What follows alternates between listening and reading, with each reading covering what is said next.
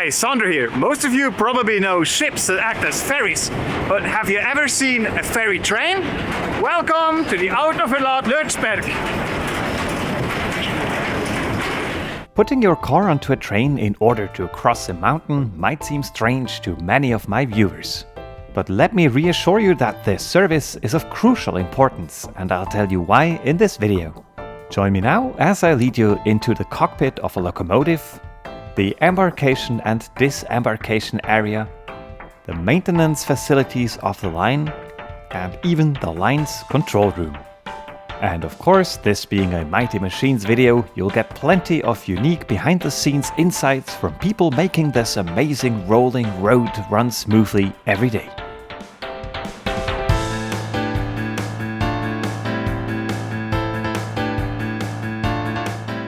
But before we get into the details, let's get a grasp of what's actually going on here.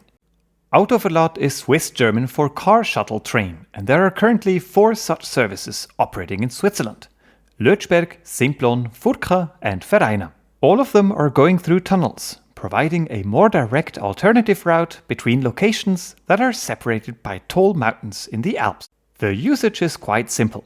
Purchase a ticket, wait for the next train, then use the ramp to drive onto that train, and then just sit back and relax for the duration of the ride, which is typically about 15 minutes.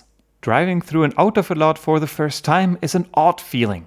You park your car on the train, turn it off, unbuckle, and then just lean back your seat when suddenly your parked car starts moving on its own. And when it does, the movement has all the characteristics of a train ride, but you're sitting in the familiar surroundings of your car, which confuses the brain.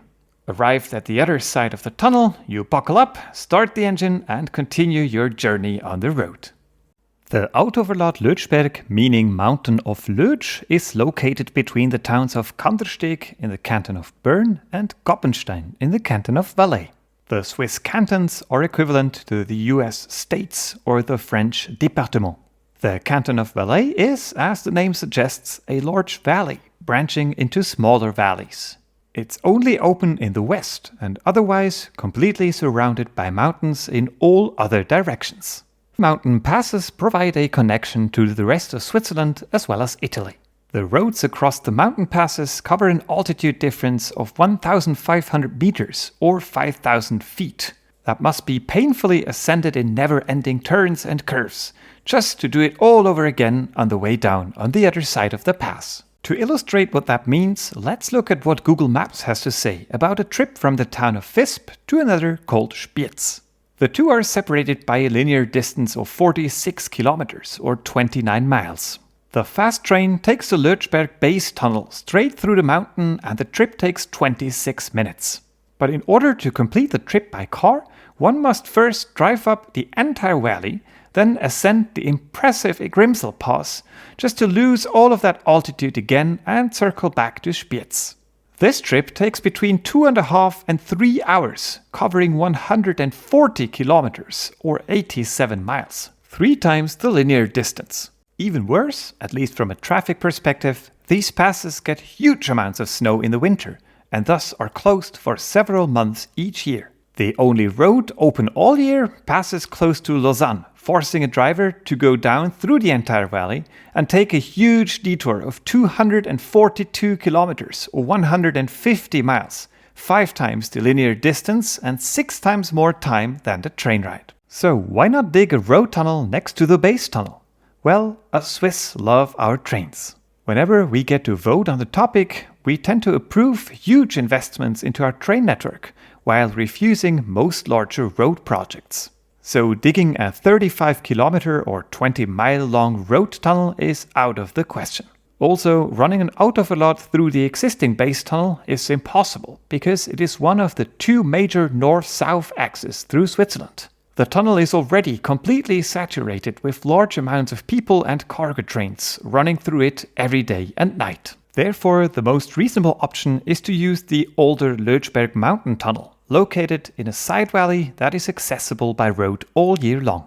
While nowadays there's still a fair amount of train traffic going through the tunnel, there is enough capacity left to operate the Autoverlad. And even though this route is not going through the base tunnel, The trip from Vis to Spiez through it only takes 1.5 hours, including the train, with a distance to cover of about 65 kilometers or 40 miles. This is less than 1.5 times the linear distance, thus by far the most practical option, accessible all year and realized with existing infrastructure. With this, I hope I've made clear that the Autoverlad Lötschberg is not just a tourist attraction. It's an essential lifeline in the Swiss road network, transporting 1.2 million cars in the year 2018 alone, including many commuters. With this much traffic, it's crucial that the operation runs smoothly at all times. This is why before even reaching the ticket booth, your car gets scanned by these devices, which check both the dimensions and heat signature of entering vehicles. Companies that regularly run their vehicles through the Autoverlad know exactly which dimensions are possible and which ones are not. Some of them have even tweaked their truck's dimensions in order to optimize for maximum cargo. But if a vehicle is too tall or too large, it will be turned down at the ticket booth and it has to take the long detour through Bern. This is Beat. He has been working for 28 years for BLS, the railroad company that runs this Autoverlad. Together with his colleagues, he supervises the boarding area and makes sure that every vehicle gets on and off safely. Beat shows us the terminal that displays the scan results of every vehicle that passed the entrance. The system captures those real-time at regular road speeds and produces 3D models. Every vehicle is captured and documented completely with dimensions, timestamp and several photos that will allow Beat to also examine visually whether or not the vehicle is fit for transport. The system also monitors each vehicle's thermal signature to check for potential fire hazards. Und dann, das ist jetzt eine Brücke. Kann er hier riechen. Und dann haben wir am meisten Problem. Die Auspuff hier hinten rauchen. Aber es gibt den Alarm an vom Passagierzone. Und je nach Fahrzeug kann das natürlich weniger sein. Und wenn der Auspuff dort hinten in der Kiste hat, gibt das dort in der Passagierzone. Das ist unser Problem. When the system issues an alert, Beat starts up his infrared thermometer. To demonstrate it, he takes me to a locomotive idling nearby. Just like with the machines inside this engine, hot parts of cars will show up in brighter colors, indicating a potential overheat that could cause a fire in the tunnel. This allows Beat to take out dangerous vehicles before they even reach the train. But today there are no problematic cars waiting in line. Beat turns the traffic lights green using his radio.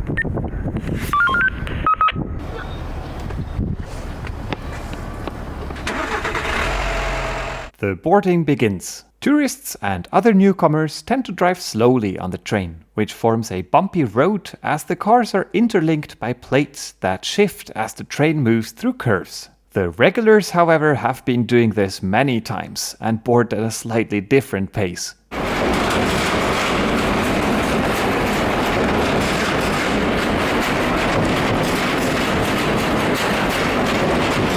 Boarding only takes a few minutes, after which Beat turns the light red again and newcomers must wait for the next train. The boarding ramp is retractable, which can be seen better in this shot from the maintenance shop.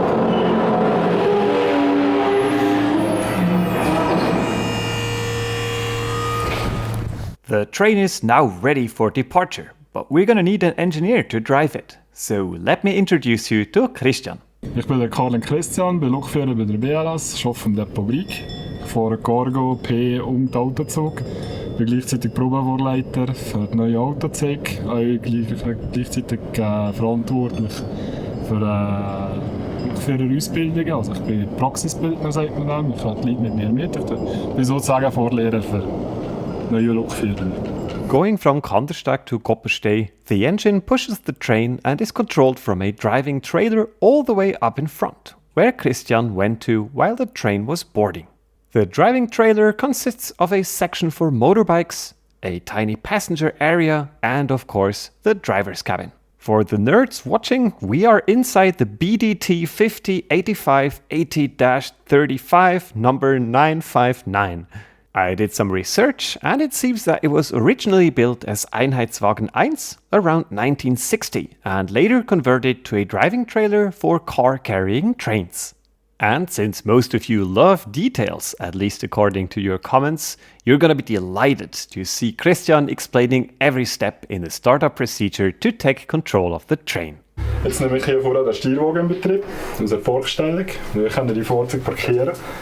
Dann habe ich hier Steuerstrom, den Bügel und den Halbschalter. Dann gehe ich wieder los. Die Zugsammelmaschine, damit der Zug mit Strom versorgt ist. Früher jetzt bei diesem eigentlich nicht. Aber es ist keine Gewohnheitssache wegen der alten Steuerwagen noch. Später mit dem neuen Fahrzeug haben wir das auch wieder und dann wird das gehört. Jetzt hier mit dem BV nehme ich das Fahrzeug effektiv in Betrieb. Jetzt kommt hier die ganze Zugüberwachungszug. Der Funk wird aktiv. Jetzt kann ich hier schon mal die Daten eingeben. Die sind vorgegeben, wenn das Fahrzeug schon mehrere Mal gefahren ist am Tag. Ist das meine Zugreihe, die Bremsreihe, die speziell ausgerechnet wird vom vom Zuggewicht und von der Bremskraft, die der Zug hat, wird das ausgerechnet. Und nachher hier über die Zuglänge bis jetzt 420 Meter lang. Ich das bestätigen. Dann weiss ich hier anhand, das ist mein Zuggerät, das ist meine Überwachung, dass die Daten es angenommen haben, damit das eigentlich vorbereitet bin, solchen Zug. The next step is to engage the different braking systems to see if everything works as intended. Brakes in trains are very complex, and I think it's better to cover that topic in a video on its own in the coming months. In this video, we will instead focus on the operation of the train. The final step to configure the train is to enter the train number into the radio system. Das ist mein Lobpass. Da sehen wir 27 das ist ein Zug. Ich gehe da drauf. Ich sehe, wie ich fahren muss. Jetzt habe ich die Zugnummer noch eingeben, dass ich am Funk angemeldet bin. Bestätigen. Registrieren. Jetzt sehe ich, hier ist die Abfahrtzeit, die wir haben. Und die einzelnen Blöcke von den Signalen, das sind immer meine Signale, das sind meine Blöcke, die ich habe. Da ist die Tunnelstation Lötschberg, wieder mehr Blöcke, die Signale sind. Unlike the Lötschberg base tunnel, which has the European Train Control System Level 2, the mountain route still uses the classical signaling with physical lights. Wir sind jetzt am Fahren. Jetzt haben wir einen Wanderschalter vorgeschaltet, jetzt gehen wir vorwärts. Jetzt schalte ich langsam auf. Dann geht's los. Jetzt lasse ich ihn kommen. Jetzt kommen die Fahrmotoren. Jetzt weiss ich mal, jetzt stößt er, jetzt kommt er. Und jetzt schalte ich auch Stufen, für Stufen schalte ich jetzt auf. Das Lüge ist nicht 1 Kilometer pro Stunde? Nein, ich gebe einen Amperwert, ich gebe immer eine Stromstufe her. Ja. Hier sehe ich Vorleitungsspannung, das ist 15 kV. Und das hier wäre der Differenzstrom, wenn hinten ans Fahrzeug der einzelne Vormotor würde unterschiedlich am Rufschalter Schleuder hochdrehen. Ich sehe hier einen Differenzstrom. Wenn der zu hoch ist, kriege ich einen Halbschalter auslesen, dann würde man die Lok ausschalten. Dann müsste alles wieder auf Null und wieder langsam gehen. Hier ist jetzt Zug. Jetzt gesehen, jetzt bin ich auf 60 überwacht. Also ich darf nicht schneller fahren als 60. Ich muss auch zwischen dem Trieb, wo ich in einen Tunnel fahre, muss ich auch den Zug überwachen, dass da nicht mehr irgendein so einer raushängt oder ist alles möglich. Oder sonst irgendein Teil raushängt. And just so, we reached the Lötschberg mountain tunnel, which was completed in 1913. The buildings to the right are a facility for construction work, as the tunnel's track bed is being replaced completely, with the new rails being directly placed in the concrete. For passengers, this makes a huge difference. The formerly bumpy ride is now silky smooth. During the transit through the tunnel, Christian looks like he is idle, but that's not the case at all. The engineer is fully alert at all times. Jetzt geht machen und ich einfach wirklich schauen, die Strecke ist, dass der Zug immer schön gleichmäßig gefahren wird. Dass wir keinen Schlag im Zug drin haben, das Signal beobachten und ja, einfach kontrolliert den Zug führen, damit das eine schneidige Fahrt ist. Wenn hier hektisch und man anhebelt, dann kannst du ja, für die Fahrgäste jetzt eine ungemütliche Fahrt machen. Und das ist ja immer noch, zwischen den Puffen ist immer noch Abstand. Jetzt einfach schauen, dass er wirklich schön super gefahren hat. Und aber gleichzeitig auch die Strecke neu gebaut. Weil es gibt Sachen, die es nicht gibt. Es ist schon viel Autoverlad von vielen Ländern. Was zum Beispiel? Die Sachen auf der Schiene sind Teile übereinander liegen und das liegt und drin spazieren. Jetzt nicht speziell hier. Aber also im Plafond gibt es das auch schon. Wenn du jetzt so etwas auf der Schiene hast, so Objekt, was machst du? Vollbremse gelegt und nach innen säckeln? Ja, schauen, was es war. Also richtig voll bremsen, schauen, was ist passiert. Den Vorderst melden, dass Teile sind, dass auch mit der Strecke ins Nebengleis sperren, dass kein Zug kommt. Also ich in der Höhe kann schauen, was ist es gewesen, hat es irgendwelche Schäden gegeben? Oder steigst du uns und gehst Ich steige uns auch. Dann kann ich auch hier am Funk so auf mein Natter umstellen. Im Funk. Dass ich immer im Kontakt bin mit dem Vorderst bin. Das Gewicht geben wir jetzt gerade? Ja. Schön.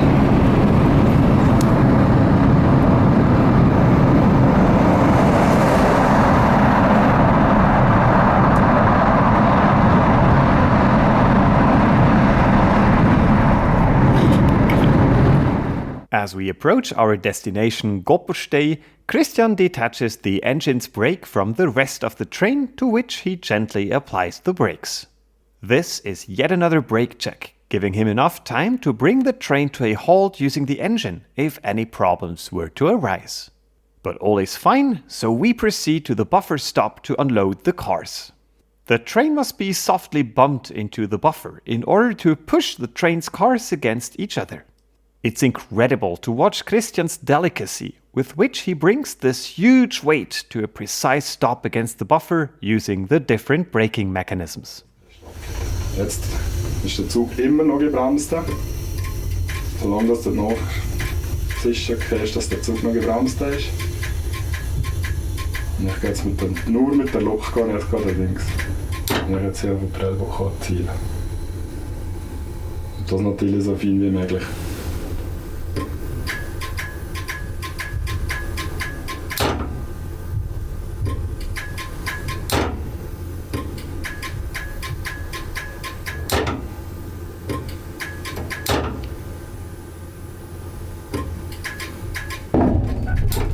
Am Ziel ankommen, dann den Schalter auf Null. Weil wir hier im Prellbock sind, brauchen wir den Zug nicht anzubremsen. Ich werde den Führerstand wieder deaktivieren. Ich werde den ganzen Zug auf die Parkstellung stellen. Das heisst, ich muss hier die Parktaste klicken und alles zusammen wieder zurück. Nullposition. Der tun wir raus. Zugschluss aktivieren.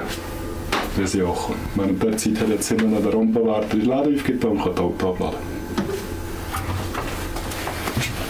Dann kann er wieder zu der Zeit wechseln und geht auf die andere Seite. It is now time to walk back all the way to the engine. The train is scheduled to depart again in just a few minutes. In the meantime, the loaded cars are leaving and new ones are boarding. One even has some black nose sheep loaded. We have arrived at the engine just in time. This is the same train that we just took here, and the next departure is already imminent. Christian repeats the steps that we saw earlier. To me, he looks like a virtuoso playing an instrument, as he expertly controls the machine that must be about twice his age. In here, we find technology from all over the past 7 decades, as the gear is constantly retrofitted to keep it fit for modern train protection systems. As the brake checks are finished, the signal in front of us has just turned green, and we are to depart. In the engine, the controls look similar to those in the driving trailer, but the soundscape is very different. Jetzt weiss ich, dass der Zug wieder gebremst, das ist alles in der Ordnung. Jetzt haben wir schon wieder offen. Jetzt haben wir wieder einen Wendeschalter. Hier Dieselgleis habe ich wieder genau das Gleiche. Ich habe wieder ein Abfahrerlebnis. Er hat hinten noch die Läden zugemacht. Er hat ein Abfahrerlebnis getrickt und ich darf jetzt wieder abfahren. Das ist das Gleiche wie im Stil. Einfach Stufen für Stufen. Schwarze Kohle.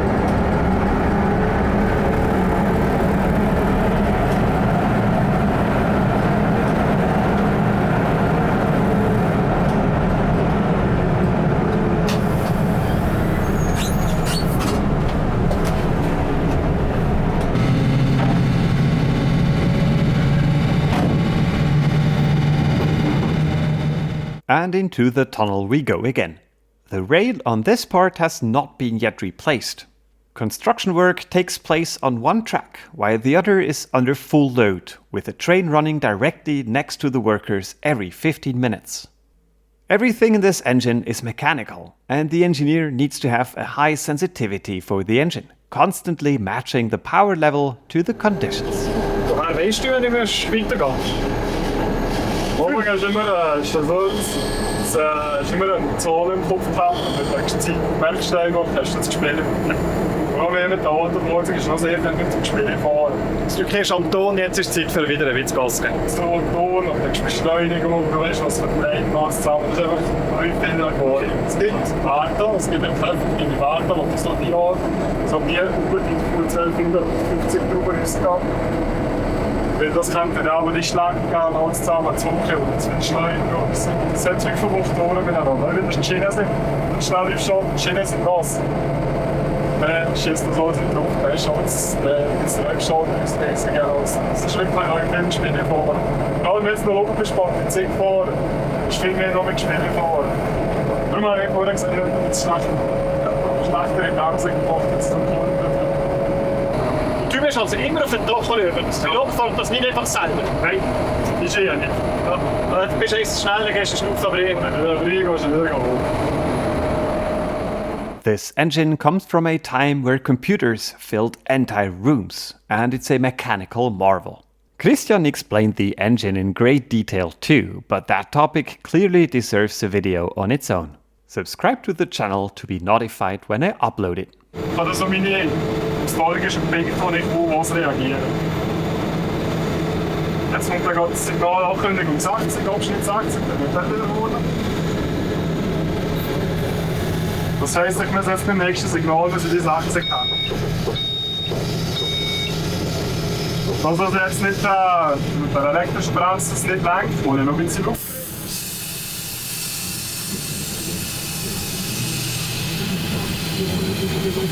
Bremsdruck elektrisch kommt dazu.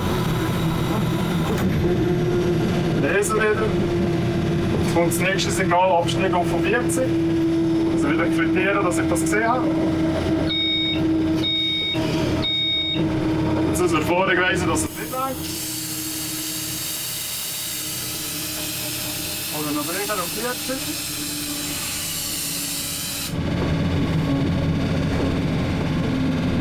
Das ist, weil jetzt Druck weniger startet, die elektrische Bremse als die mechanische Bremse.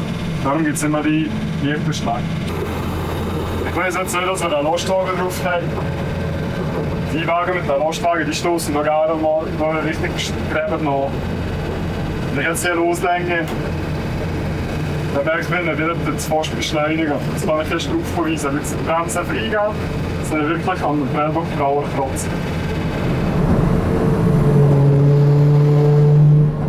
Aber das bin ich schon markiert.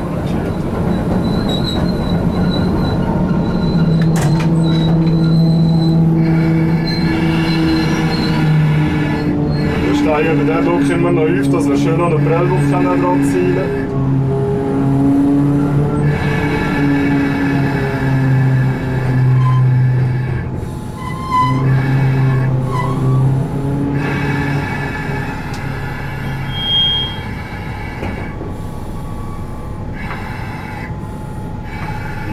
Den Luftimpuls angeben, dass die Bremse zeigt.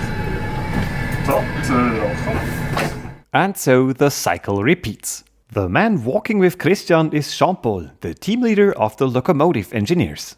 While Christian is the one featured in the interviews, Jean-Paul was just as invaluable to this video, as he accompanied me during every recording, explaining me everything with great patience. Running a car transport is a special case in the rail sector. This is why Kandersteg has its very own tiny control room, and no one would be more suited to explain it than the operations manager himself, Thomas. He is responsible for running both the car transport Lötschberg as well as Simplon, a similar service, some 30 kilometers or 19 miles away.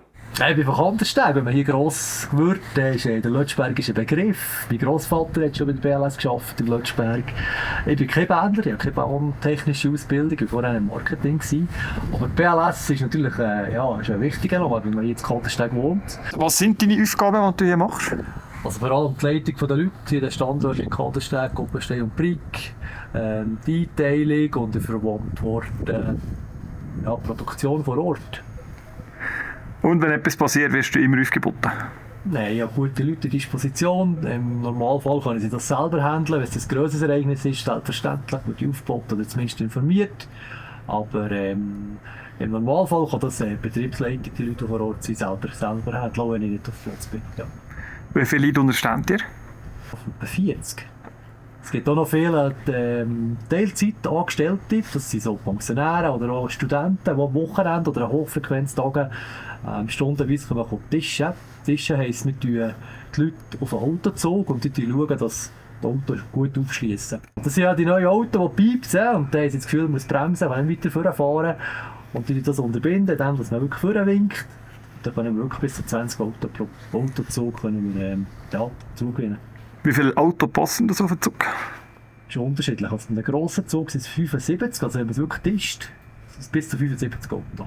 The control room is the heart of operations. Here, the core's yearly timetable is refined.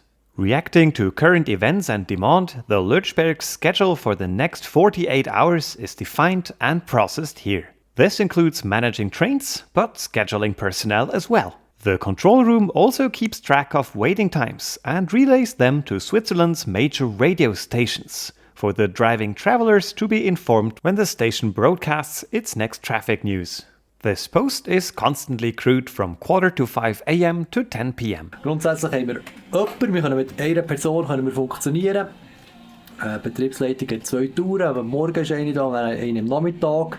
Ein Grossverkehrstag oder kritischer Tag, wo wir wissen, es ist viel los, ist im Normalfall noch der 2 da. The control room's crew is tasked with a large spectrum of chores. Eben, wie ein dreckiges WC in Isel in Italien, wo man muss reagieren muss, dass jemand das WC geht putzen, bis zur Fahrleitungsstörung an Ostern, an einem Grossverkehrstag, wo man dann wirklich mit Polizei und Blaulichtorganisationen muss zusammenarbeiten muss. Prio 1 ist sicher immer der Betrieb, dass der wieder hergestellt wird, dass die Züge wieder laufen können.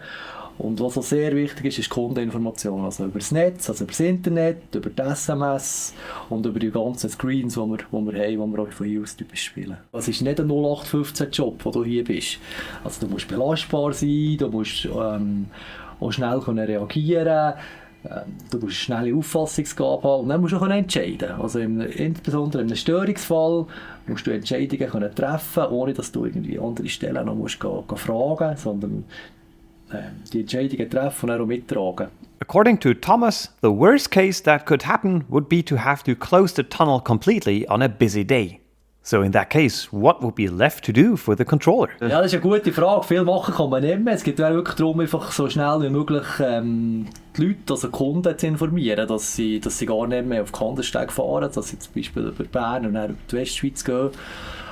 Und wenn es dann wieder aufgeht, also wenn man wieder fahren kann, dass man die Autozüge so schnell wie möglich wieder in Umlauf hineinbringt. Wie informierst du Kunden, die noch irgendwo auf der Autobahn sind? Über alle Kanäle, die wir haben. Also sicher mal über das Netz, das ist sicher mal sehr, sehr wichtig. Über einen Fahrplan, über einen Online-Fahrplan, über das Netz.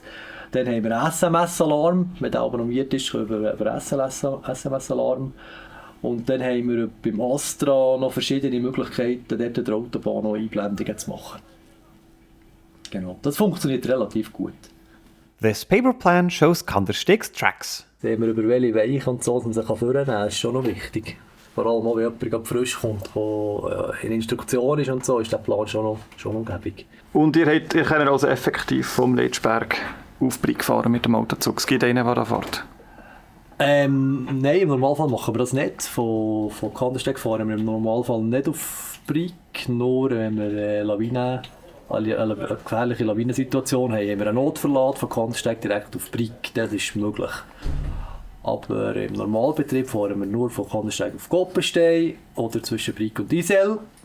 Während dem Sommer haben wir noch direkte Angebote von Kandersteg direkt auf Isel, wo man aber dann vorreservieren muss. That paper is for overview purposes only.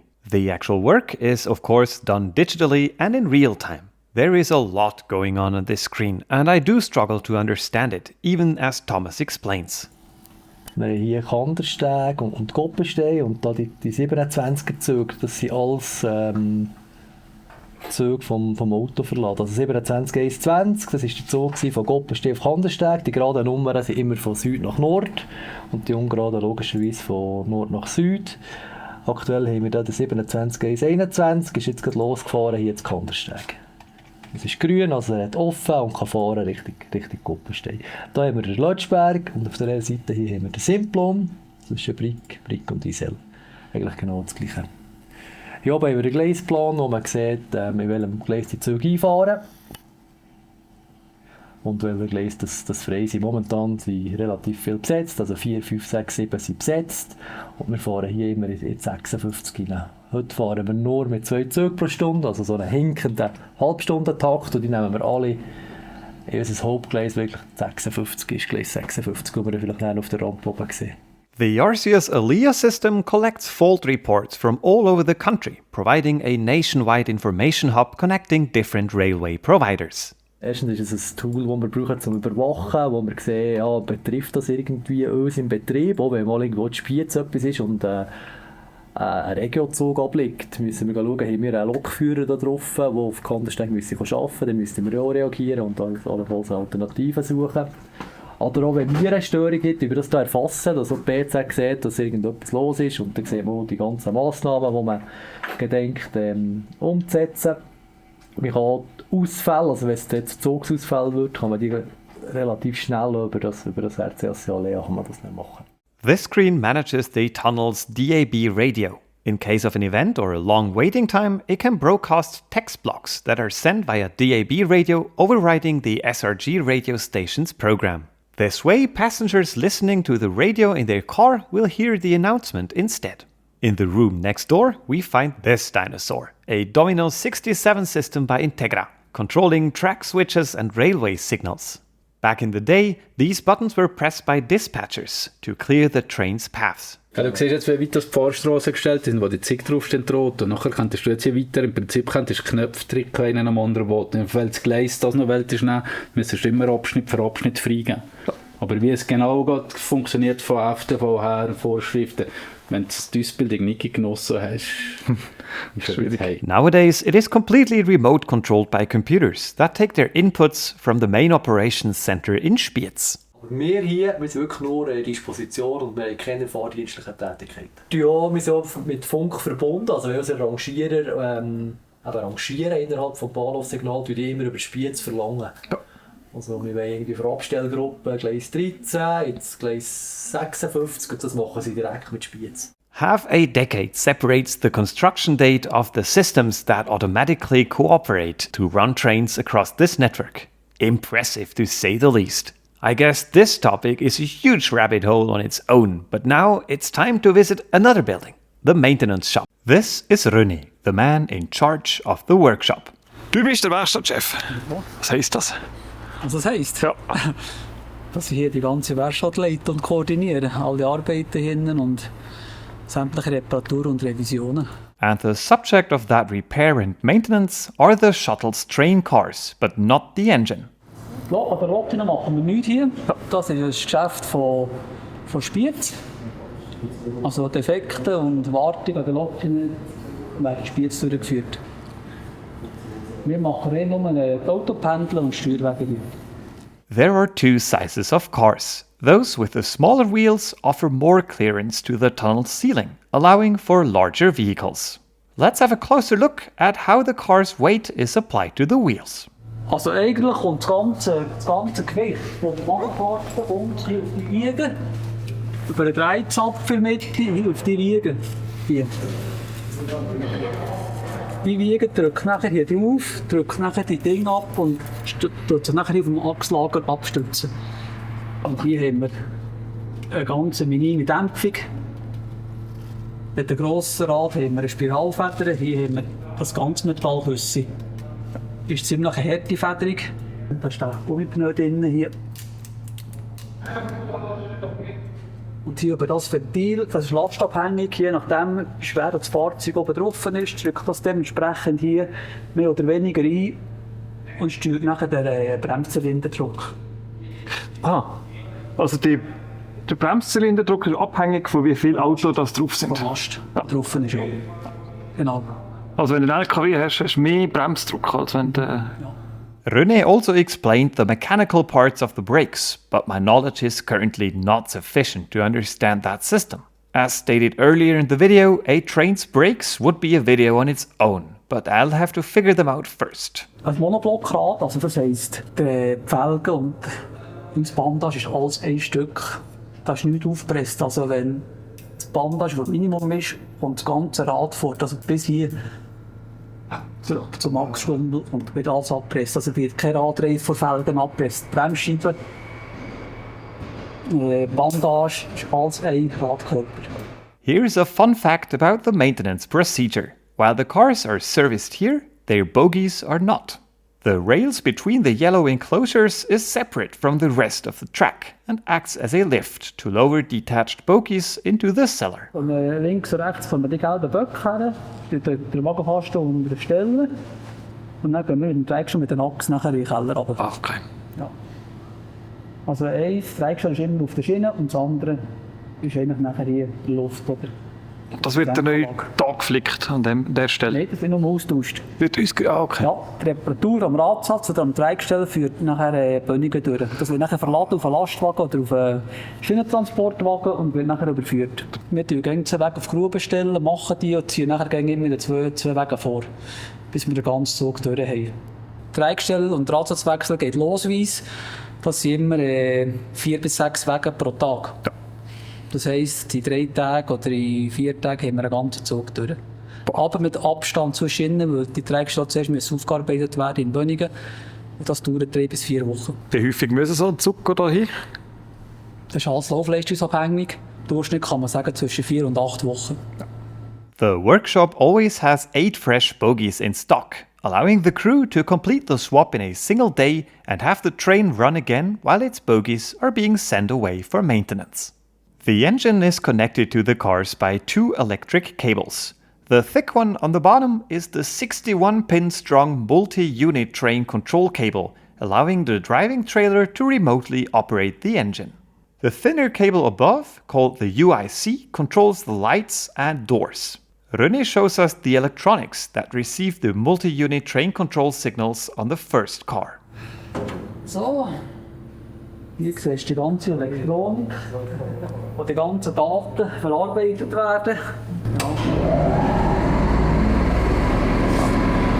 Located right below is the hydraulic system for the boards over which boarding occurs. Also wir wählen jetzt hier mal die linke Seite an, Hebel nach links, der Öffner nach unten und dann den Pumpemotor einfach drücken. Dann geht hinter mir nachher Bretter auf. Ja.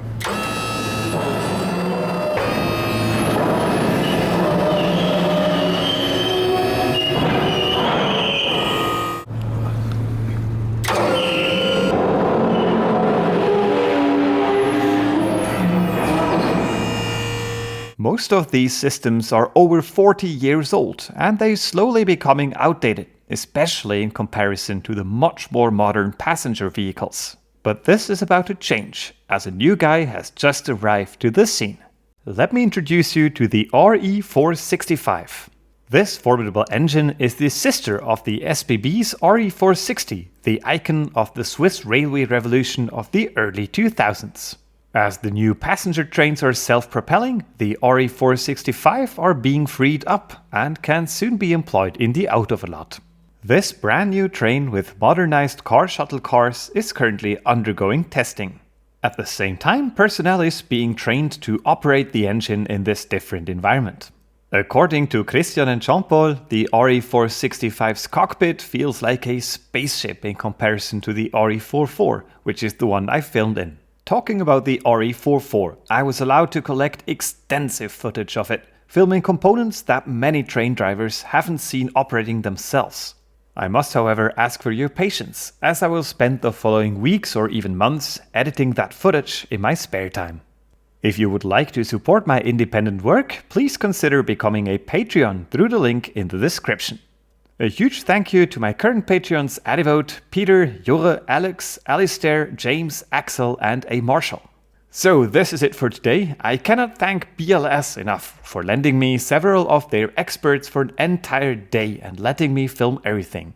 A big shout out to Beat, Christian, Jean-Paul, René and Thomas for their explanations and patience, as well to all the people behind the scenes who contributed to the video. I'd also like to thank Roland and Alin for their shots from the Vereina tunnel. And thanks to Toby, we have these awesome map renderings. And with that, I hope you enjoyed the video. See you in the next one and have a great day. Bye bye.